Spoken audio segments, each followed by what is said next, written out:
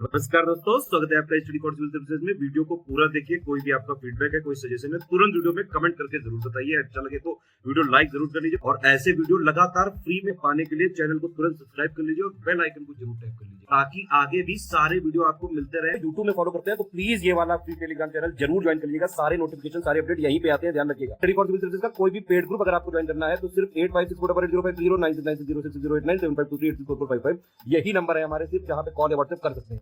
Instagram पे हमारा page जरूर फॉलो कर लीजिएगा, स्टडी फॉर सिविल .सर्विसेज है। ट्विटर पे हमको जरूर फॉलो कर लीजिएगा, @study for civils है। सारे क्वेश्चन अटेम्प्ट करिए और स्कोर अपना तुरंत कमेंट करके बताइए। नमस्कार दोस्तों, स्वागत है आपका स्टडी फॉर सिविल सर्विसेज में। यहाँ पे कुछ करंट अफेयर्स के क्वेश्चंस को और देख लेंगे हम, ठीक है। फर्स्ट क्वेश्चन से स्टार्ट करते हैं। कहा जा रहा है कि किस देश के प्रांत 2 यानी कि प्रोविंस नंबर 2 का नाम बदलकर मध्य प्रदेश कर दिया गया है, ठीक है। तो ये कुछ सिमिलर नामकरण होते हैं हमारे यहाँ, जो नेपाल है यहाँ पर भी, ठीक है। तो यहाँ का प्रोविंस 2 था, इसका नाम मध्य प्रदेश किया गया है। तो डी ऑप्शन जो है इसको चुना जाएगा। अगला देखेंगे कि किस देश ने ईथर है ना, क्रिप्टो करेंसी के उपयोग को मंजूरी दी है, ठीक। तो यहाँ पे देखिए, जैसे क्रिप्टो करेंसीज के बारे में हम पढ़ते हैं, जैसे हमारा बिटकॉइन है ना, इथेरियम है, फिर इस तरीके के जो तमाम बिटकॉइंस है, तो उसी का रूप एक है टेथर। तो इसको लीगलाइज किया है म्यांमार ने, है ना। ऑप्शन जो ए है हमारा ये करेक्ट है। एक चीज़ ये ध्यान रखिएगा कि विश्व में जो सबसे पहला देश था जिसने लीगलाइज किया था ये क्रिप्टो करेंसीज को, है ना, लीगल टेंडर के रूप में, एल सल्वाडोर था, ठीक है, जो हमारा ये लैटिन अमेरिकन कंट्री है, उसको ध्यान रखिएगा। फिलहाल इस क्वेश्चन में ऑप्शन ए जो है ये करेक्ट है। बांग्लादेश के किस इमारत को वर्ष 2021 के लिए विश्व की सबसे परिवर्तनकारी इमारत घोषित किया गया है, ठीक है। तो वर्ल्ड्स बेस्ट न्यू बिल्डिंग है बांग्लादेश की, एक है फ्रेंडशिप हॉस्पिटल, है ना, इसको डिक्लेयर किया गया है। ऑप्शन हमारा सी करेक्ट होगा। अगला देखिए कि किस देश ने हिंदू मंदिरों की देखभाल के लिए पहली संस्था की स्थापना की है, ठीक है। तो यहाँ पे देखेंगे पाकिस्तान में जो हमारे कुछ हिंदू टेम्पल्स हैं, तो इनके लुक आफ्टर यानी कि जो है देखभाल के लिए फर्स्ट ऑफ इट्स काइंड एक इंस्टीट्यूशन की स्थापना किया गया है। तो इसमें सी ऑप्शन को चुनेंगे। एक चीज़ बताना चाहूँगा आपको कि यूपीपीसीएस का आयोग जो है, पाकिस्तान से संबंधित कोई भी इंपॉर्टेंट न्यूज़ होती है तो उसको किसी न किसी रूप में पूछता आया है, ठीक है। तो जितने भी फैक्ट्स पाकिस्तान से रिलेटेड हैं प्लीज़ इसको पढ़ के जाइएगा। जैसे वहाँ के नए प्राइम मिनिस्टर अभी बने हैं, है ना, प्रेसिडेंट कौन है और इनका कार्यकाल कब से शुरू हुआ, है ना, तो इस तरीके की चीज़ें प्लीज़ आपको पता होनी चाहिए, ठीक है। वहाँ पे पहली महिला जज कौन बनी है सुप्रीम कोर्ट में, है ना, अभी उनका एक नाम चर्चा में था, ठीक। उनका नाम आप कमेंट करके जरा बता सकते हैं, पहले भी हमने आपको बता रखा है, ठीक है। तो ये सब चीज़ें आप ध्यान दीजिएगा। अगला देखें कि किस देश ने अपने एस्पेन द्वीप समूह का नाम बदलने की घोषणा की है, ठीक है। तो एस्पेन द्वीप समूह कहाँ पे है? ऑस्ट्रेलिया में है, तो इसको रिनेम किया जाएगा, इन्होंने अनाउंसमेंट किया है। ए ऑप्शन को हम चुनेंगे।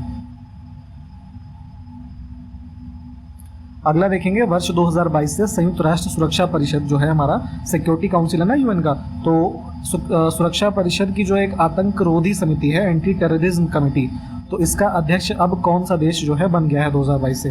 तो भारत जो है इस कमेटी का अध्यक्ष है।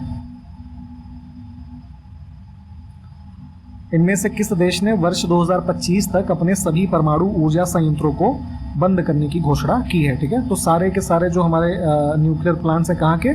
बेल्जियम के, ठीक है। तो इन्होंने 2025 तक इनको क्लोज करने का अनाउंसमेंट किया है। तो ईयर याद रखिएगा और किस देश से संबंधित है ये भी ध्यान रखिएगा।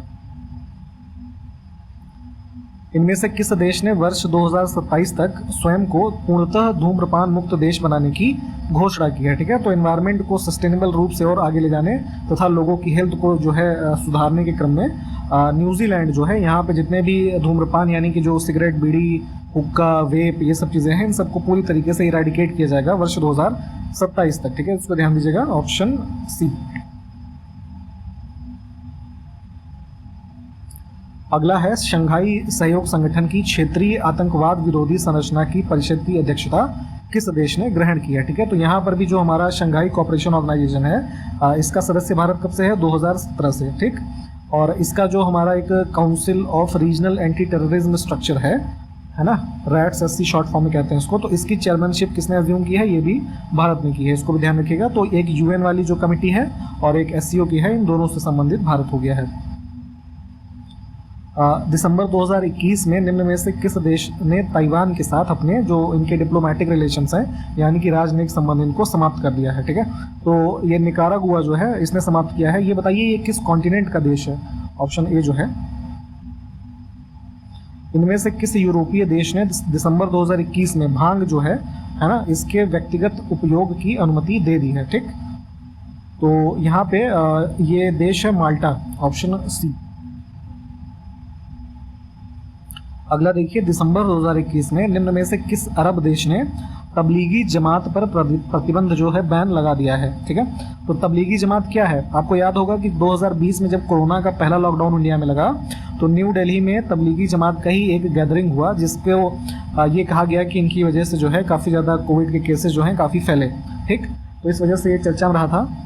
बेसिकली ये जो हमारा मुस्लिम धर्म का जो एक सुन्नी समुदाय होता है ना, तो उनका एक जो है इस्लामिक मिशनरी का एक रूप है, जो कि उनको एक रिलीजियस इस तरीके की एक्टिविटीज़ जो है प्रमोट कराने का जो है एक ग्रुप उसी से संबंधित है, कुल मिला के इतना जानिए। तो इसको बैन किया है कुछ इनकी जो है टेररिस्ट एक्टिविटीज़ से संलिप्त होने का हवाला देते हुए जो सऊदी अरब है ना, इसने बैन किया है। तो ये ध्यान रखिएगा, ऑप्शन बी। निम्न में से कौन सी जो है 100% यानी कि 100% पेपरलेस होने वाली विश्व की प्रथम सरकार है। तो पूरे विश्व में देखेंगे तो सबसे पहली ऐसी गवर्नमेंट बनी जो दुबई की है, वो 100% पेपरलेस हो गई, जहाँ पे सारा का सारा काम एक डिजिटल फॉर्मेट में होने लग गया। ठीक, अगला देखिए कि किस देश ने भारत के प्रधानमंत्री यानी कि नरेंद्र मोदी जी को अपना सर्वोच्च नागरिक सम्मान, जिसका नाम है ऑर्डर ऑफ द ड्रुक या फिर ड्रक इसको कहते हैं, ग्याल्पो, इसको प्रदान किया है। तो ये हाईएस्ट सिविलियन अवार्ड है, जैसे भारत में भारत रत्न होता है ना, तो ये है भूटान का। ठीक, तो इसको मोदी जी को दिया गया था। ऑप्शन हमारा जो सी है इसको चुनेंगे हम। अगला देखिए कि दिसंबर 2021 में संयुक्त राष्ट्र महासभा द्वारा निम्न में से किस संगठन को पर्यवेक्षक का दर्जा दिया गया था। ठीक है, यानी कि ऑब्जर्वर स्टेटस ग्रांट किया गया है इनमें से किसे। ठीक, तो यहाँ पे आपको बताना चाहेंगे, अगर आप में से कुछ लोगों ने अभी 5 जून को हुए यूपीएससी का जो प्रीलिम्स एग्जामिनेशन था वो दिया होगा, तो वहाँ पर भी कुछ एक ऐसा ही क्वेश्चन आया था जिसमें ऑब्जर्वर स्टेटस ग्रांट किया जाता है यूनाइटेड नेशंस के द्वारा किसको, इस तरीके का क्वेश्चन पूछा गया था।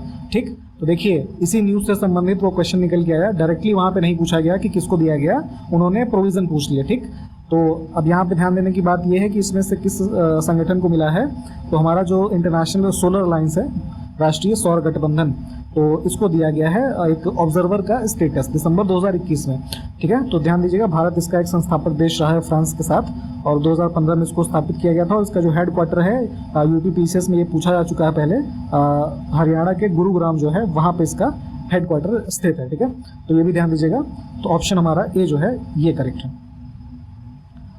निम्न में से किस देश ने दर्द रहित मृत्यु हेतु इच्छा मृत्यु उपकरण को मंजूरी दी है। ठीक है, तो बेसिकली जो यूथेनेसिया होता है ना, तो पेनलेस यूथेनेसिया के लिए एक डिवाइस जो डेवलप किया गया है उसको यहाँ पे अप्रूव किया है स्विट्जरलैंड ने। ठीक है, जो लोग जो है अपनी इच्छा से मृत्यु पाना चाहते हैं तो उनको पैसिव जो है एक तरीके की पेनलेस डेथ के लिए इस डिवाइस को अप्रूव किया है ना, स्विट्जरलैंड ने।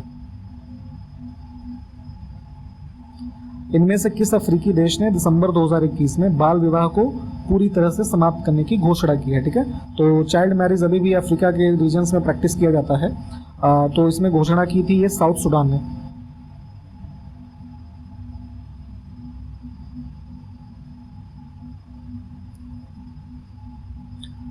अगला देखें कि इनमें से किन देशों का जो समूह है ना, तो उनके साथ भारत ने कोविड टीकाकरण प्रमाण पत्र की पारस्परिक मान्यता पर समझौता किया है। ठीक है, तो भारत का जो एक अग्रीमेंट है ना, mutual recognition of Covid certification, vaccine certification, क्योंकि आपने देखा होगा कि अभी भी जैसे रशिया का स्पुतनिक है, तो कुछ देशों में जो है उसको मान्यता ही नहीं दी गई है ना, वहाँ के जो वैक्सीनेटेड लोग हैं उनको माना नहीं जाता है, तो उनका सर्टिफिकेट जो है उसको रिकॉग्नाइज नहीं किया था। तो इसी क्रम में जो भारत है, भारत का देखेंगे तो लगभग इसमें 38 देशों के साथ भारत का म्यूचुअल अंडरस्टैंडिंग है कोविड वैक्सीनेशन सर्टिफिकेट के लिए, है ना। तो इन दोनों मतलब कि जो 38 देश ऐसे हैं कि इनमें वहाँ के सर्टिफिकेट वैक्सीनेशन के और इंडिया का, इन दोनों को एक्सेप्ट किया जाएगा। तो अगर इसमें देखेंगे तो यहाँ देखिए हमारे पास 3 ऑप्शन में 3-3 देशों के पेयर दिए हुए हैं। ठीक है, तो ये सारे के सारे ही जो हैं वो कवर होते हैं। टोटल लिस्ट एक बार सर्च करके आप देख सकते हैं, 38 देशों की एक लिस्ट है इसमें। ठीक है, इनमें से 2 देश कौन से हैं जिनके बीच 1224 किलोमीटर लंबी गैस पाइपलाइन का निर्माण किया गया है। ठीक है, तो यहाँ पे जो है एक गैस पाइपलाइन कंस्ट्रक्ट की गई है जर्मनी और रशिया के बीच, है ना, 1224 किलोमीटर लंबी है, ऑप्शन ए।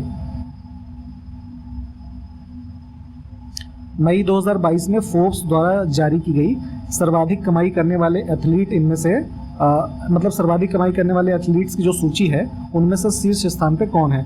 तो एथलीट्स में देखेंगे तो हाईएस्ट पेड एथलीट कौन है, ये है मेसी, है ना, जो फुटबॉलर हैं लियोनेल मेसी, ये सबसे हाईएस्ट पेड एक्टर हैं, ओ मतलब सॉरी एथलीट हैं, ठीक।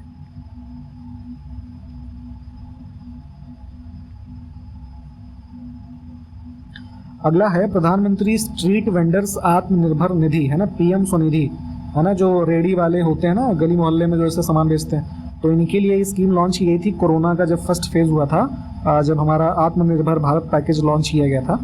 तो इस स्कीम को अब कब तक के लिए एक्सटेंड किया गया है ये पूछा जा रहा है, तो दिसंबर 2024 तक के लिए इसको बढ़ाया गया है। अगला देखेंगे कि विश्व के पहले क्रिप्टो समर्थित भुगतान कार्ड को किसने लॉन्च किया है, ठीक है। तो क्रिप्टो करेंसीज जो होती हैं जैसे बिटकॉइन है, रूबेल है, इथेरियम है ना, तो इन सब से संबंधित एक कार्ड, जैसे जो हमारा ये मतलब नॉर्मल कार्ड जो हम देखते हैं ना, क्रेडिट डेबिट कार्ड, जिसमें जो नॉर्मल करेंसीज होती हैं उससे संबंधित होते हैं, तो उसी तरीके से क्रिप्टो बेस्ड एक कार्ड इनेबल जो है वो लॉन्च किया है। इसमें दो ये कंपनीज है, मास्टर कार्ड और नेक्सो, है ना, इन दोनों ने संयुक्त रूप से इस कार्ड को जो है लॉन्च किया है। तो इसको ध्यान रखिएगा, ऑप्शन हमारा डी जो है ये करेक्ट है। अगला है कि मॉर्निंग कंसल्ट द्वारा जारी ग्लोबल लीडर अप्रूवल रेटिंग्स में किस नेता ने शीर्ष स्थान प्राप्त किया है, ठीक है। तो एक समूह है मॉर्निंग कंसल्ट, ठीक है, तो इनके द्वारा जो ये रेटिंग्स की लिस्ट जारी की गई है, इसमें सबसे पहले पोजीशन पे हैं ये मोदी जी, ठीक है, ऑप्शन बी। अगला देखिए कि प्रधानमंत्री कृषि सिंचाई योजना जो है इसके क्रियान्वयन को कब तक के लिए मंजूरी दी गई है, ठीक है। तो फाइनेंशियल ईयर जो करंट है यहाँ तक के लिए ये स्कीम अवेलेबल थी, अब इसको एक्सटेंड किया गया है 2021 से 26 तक के फाइनेंशियल ईयर के लिए, ठीक है। सी ऑप्शन करेक्ट हो जाएगा। इसको शुरू कब किया गया था, 2015 में, ये भी ध्यान रखिएगा। अगला देखिए Hurun global health care rich list 2022 में शीर्ष स्थान किसने प्राप्त किया, ठीक है। तो यहाँ पे बात की जा रही है हेल्थ केयर रिच लिस्ट की, ठीक है। तो इस कैटेगरी में फर्स्ट प्लेस पे थे साइरस पूना वाले, ठीक है, जो सीरम इंस्टीट्यूट ऑफ इंडिया है ना, इनको फर्स्ट प्लेस दिया गया है। प्रधानमंत्री नरेंद्र मोदी द्वारा लॉन्च भारत के प्रथम डेयरी सामुदायिक रेडियो स्टेशन का नाम क्या है, ठीक है। तो जो हमारा मिल्क और डेयरी वाला सेक्टर है, इससे संबंधित जो लोग हैं, तो इनके बीच में एक डेयरी कम्युनिटी रेडियो लॉन्च किया है, इसका नाम है दूधवाड़ी, ठीक है। ऑप्शन हमारा बी करेक्ट होगा। इसको कहाँ पे लॉन्च किया गया जरा बताएंगे। इंटरनेट बेस्ड एक ये रेडियो स्टेशन है, ये ध्यान रखिएगा। अगला है कि पूर्ण रूप से प्लास्टिक वेस्ट न्यूट्रल बनने वाली पहली भारतीय कंज्यूमर गुड्स कंपनी में से कौन सी बन गई है, ठीक है। तो प्लास्टिक इसमें पूरी तरीके से प्लास्टिक न्यूट्रल है, इसमें जो है एक तरीके से रिसाइक्लेबल और जो कह लीजिए और ऑर्गेनिक तरीके की चीज़ें हैं वो यूज़ किया जाता है। तो कंज्यूमर गुड्स कंपनी है ये डाबर इंडिया, ठीक है, ऑप्शन बी। अगला देखेंगे कि डाबर जो कंपनी के बारे में अभी हमने देखा, तो उन्होंने ही किस राज्य में पर्यावरण बचाओ नामक एक अभियान शुरू करने की घोषणा की है, ठीक है, सेव एनवायरनमेंट कैंपेन। तो इसको लॉन्च किया था इन्होंने यहाँ पे हिमाचल प्रदेश में, ठीक, ऑप्शन ए। अगला देखिए कि प्राकृतिक खेती को बढ़ावा देने हेतु जीवा, है ना, यहाँ पे इंग्लिश में देख लीजिए JIVA, इस कार्यक्रम की शुरुआत निम्न में से किसने की है, ठीक है। तो हमारा जो नाबार्ड है ना, ये इन्होंने लॉन्च किया है, ये ध्यान रखिएगा। ऐसे अलग इंस्टीट्यूशंस के द्वारा लॉन्च किए गए कार्यक्रमों को जरूर पूछा जाता है। अब हमको अगले क्वेश्चन में ये बताना है कि जीवा प्रोग्राम जो है, तो नाबार्ड के निम्न में से किस कार्यक्रम के तहत कई परियोजनाओं का एक समामेलन है, ठीक है। तो ये अमलगमेशन है सेवरल प्रोजेक्ट्स का, और ये हमारा किस प्रोजेक्ट के तहत जीवा को शुरू किया गया है नाबार्ड के द्वारा, तो ये इनका एक वाटर शेड प्रोग्राम जो है इसके अंतर्गत इसको किया गया है, तो ये ध्यान दीजिएगा। अगला देखेंगे कि क्रिसिल जो एक संस्थान है, रेटिंग एजेंसी है बेसिकली, तो इनकी रिपोर्ट के अनुसार भारत की जीडीपी वित्त वर्ष 2023 यानी कि जो 2022-23 का फाइनेंशियल ईयर है, इसके दौरान कितने प्रतिशत तक बढ़ने की उम्मीद है, ठीक है। तो अलग अलग संस्थानों ने जो है अपने अपने प्रोजेक्शंस दिए हैं इंडियन जीडीपी के फाइनेंशियल ईयर के जो हमारा चल रहा है। तो इसमें क्रिसिल का देखेंगे तो ये 7.8% है, ठीक है। फरवरी 2022 में श्रीलंका ने निम्न में से किस देश के साथ मौजूदा ईंधन की कमी से निपटने के लिए एक समझौते पर हस्ताक्षर किया। ठीक है, तो श्रीलंका की आर्थिक स्थिति इस समय बहुत ही ज़्यादा खराब चल रही है, आपको पता ही होगा। तो इसी क्रम में वहाँ पे फ्यूल शॉर्टेजेस वगैरह भी है, मतलब सरकार के पास इतना पैसा नहीं है कि वो पेट्रोल खरीद करके लोगों के लिए उपलब्ध करवा सके। तो इन्हीं सब चीज़ों की जो है जो फ्यूल शॉर्टेज है, तो इसके लिए इन्होंने एक समझौता किया था भारत सरकार के साथ, ठीक, फरवरी 2022 में, ताकि इनको जो फ्यूल वगैरह है ये सब उपलब्ध करवाया जाए। इसमें देखिए कि निम्न में से किस देश ने संघीय कॉरपोरेट कर शुरू करने की घोषणा की है। ठीक है, एक फेडरल लेवल पे जो है कॉरपोरेट टैक्स लगाया जाएगा यहाँ पे यूएई में, ऑप्शन ए। अगला देखिए कि निम्न में से किस बैंक को डिजिटल परिवर्तन के लिए डिजिटल ट्रांसफॉर्मेशन अवार्ड 2021 पुरस्कार से सम्मानित किया गया। ठीक है, तो यहाँ पे देखेंगे डिजिटल ट्रांसफॉर्मेशन अवार्ड मिला है कर्नाटका बैंक को, ठीक, बी ऑप्शन करेक्ट होगा। और एक चीज़ ये ध्यान दीजिएगा कि ये जो अवार्ड दिया जाता है डिजिटल ट्रांसफॉर्मेशन अवार्ड, ये कन्फेडरेशन ऑफ इंडियन इंडस्ट्रीज जो है CII, ठीक है, इनके द्वारा ये अवार्ड दिया गया है। अभी ऊपर हमने सिंचाई योजना के बारे में देखा था, अगली योजना है प्रधानमंत्री किसान संपदा योजना। तो यहाँ पे अवधि थोड़ा गलत से लिखा गया है ना, तो ड्यूरेशन जो है इसको 2021-22 तक अभी ये अवेलेबल थी, तो अब इसको एक्सटेंड किस वर्ष तक के लिए किया गया है ये ध्यान देना है हमें, तो 25-26 तक के लिए इसको बढ़ाया गया है। ठीक है, ऑप्शन बी। अगला देखेंगे ग्लोबल डिजिटल स्किल्स इंडेक्स। ठीक है, ये 2022 का जो एडिशन है, इसको निम्न में से किसने प्रकाशित किया है। ठीक है, ग्लोबल डिजिटल स्किल्स इंडेक्स की हम बात कर रहे हैं, तो एक संस्थान है सेल्स फोर्स। ठीक है, वो यहाँ दिया नहीं है, नन ऑफ द एबव को हम चुनेंगे। सेल्स फोर्स जो है इन्होंने इसको लॉन्च किया है, और बेसिकली इसमें जो है हाईलाइट करता है ये इंडेक्स कि जो डिजिटल स्किल्स की क्राइसिस है ग्लोबल डिजिटल लेवल पे, है ना, उसको कैसे एड्रेस किया जाए और उसमें क्या नीड ऑफ एक्शंस है ना, इन सबसे संदर्भित है ये हमारा इंडेक्स। अगला देखेंगे कि निम्न में से किसने digital platform spice exchange India launch किया है। ठीक है, तो यहाँ पे हमारे भारत में चूंकि मसाले वगैरह का प्रोडक्शन काफ़ी होता है, तो एक्सचेंज का यहाँ पे स्पेलिंग देखिएगा, ये एक्सचेंज है। ठीक है, यहाँ ऊपर में देख लीजिए। तो इस पोर्टल को एक बेसिकली एक डिजिटल पोर्टल है, इसको लॉन्च किया है यहाँ पे HDFC और हमारा स्पाइस बोर्ड ऑफ इंडिया के कोलैबोरेशन में। ठीक है, ऑप्शन ए जो है 1 और 2 ये करेक्ट होगा।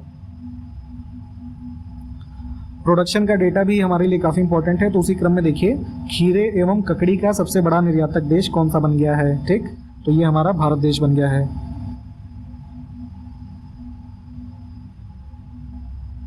अगला देखेंगे प्रथम वैश्विक साइबर सुरक्षा आउटलुक रिपोर्ट 2022 किसने जारी किया है। First global cyber security outlook report, तो इसको जारी किया है वर्ल्ड इकोनॉमिक फोरम ने, ऑप्शन बी। अगला देखिए वर्किंग टुगेदर रिस्टोरिंग ट्रस्ट। ठीक है, ये निम्न में से किस आयोजन का थीम था, है ना, यानी कि विषय था। तो यहाँ पे ध्यान से देख लीजिएगा, वर्किंग टुगेदर रिस्टोरिंग ट्रस्ट की बात कर रहे हैं, तो world economic forum annual meeting 2022 जो है इसका थीम है ये, ऑप्शन ए हमारा करेक्ट होगा। और ये मीटिंग कहाँ पे हुई थी, तो दावोस में हुई थी ये, ठीक है, स्विट्जरलैंड में, मई 22 से 26 के बीच में, ये भी ध्यान रखिएगा।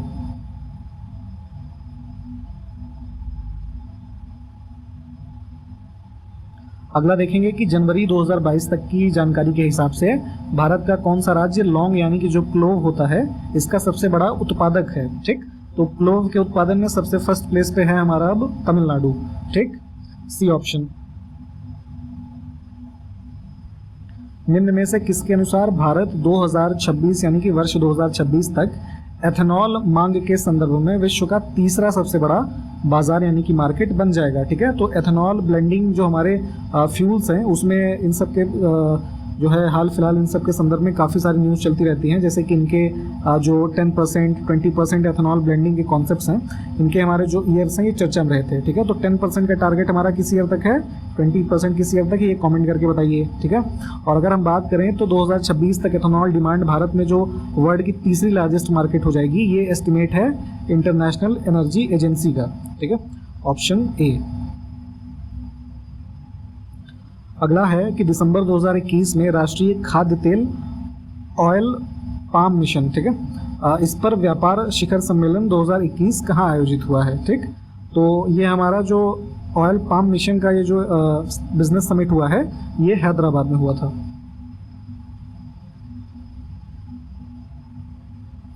निम्नलिखित में से किसने spices statistics at a glance 2021 नामक पुस्तक का विमोचन किया है? ठीक है, तो यहाँ पे मसालों के संदर्भ में एक ये पुस्तक जो है रिलीज की गई है हमारे जो कृषि मंत्री हैं नरेंद्र सिंह तोमर, इनके द्वारा।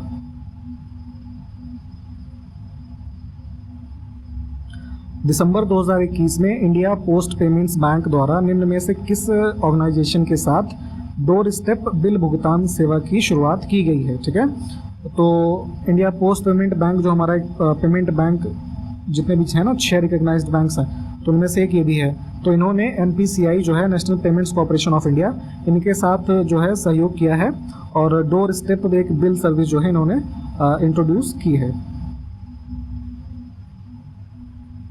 अगला देखेंगे कि सीमा पार सौदों के लिए कानूनी इकाई पहचानकर्ता,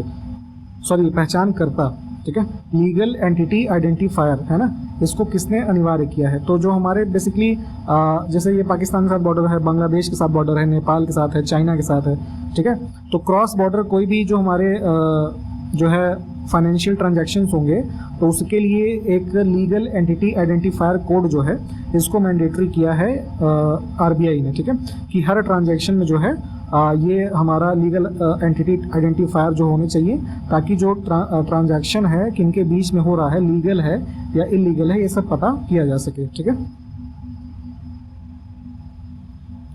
अगला देखिए कि कोरोना के बाद से आत्मनिर्भर भारत रोजगार योजना चलाई गई, तो इसके अंतर्गत लाभार्थियों की सर्वाधिक संख्या वाले शीर्ष 3 राज्य कौन से हैं? ठीक है, तो कुछ इस क्रम में हमारे एग्जाम में पूछा जाता है, टॉप 3 है ना, या बॉटम 3 कौन से स्टेट्स हैं किसी योजना के लिए। तो हम टॉप 3 की अगर बात करेंगे तो महाराष्ट्र, तमिलनाडु और गुजरात जो हैं ये हमारे शीर्ष के 3 राज्य थे। महाराष्ट्र जो है इसमें लाभार्थियों की संख्या लगभग 6,49,000 के आसपास थी, तमिलनाडु में 5,35,000 और गुजरात में करीब 4,45,000 के आसपास इसमें लाभार्थियों की संख्या है। तो ये हमारे जो है टॉप 3 स्टेट्स हैं आत्मनिर्भर भारत रोजगार योजना में। ठीक है, उत्तर प्रदेश जो है इसकी रैंकिंग क्या है ज़रा बताइए इसमें कमेंट करके।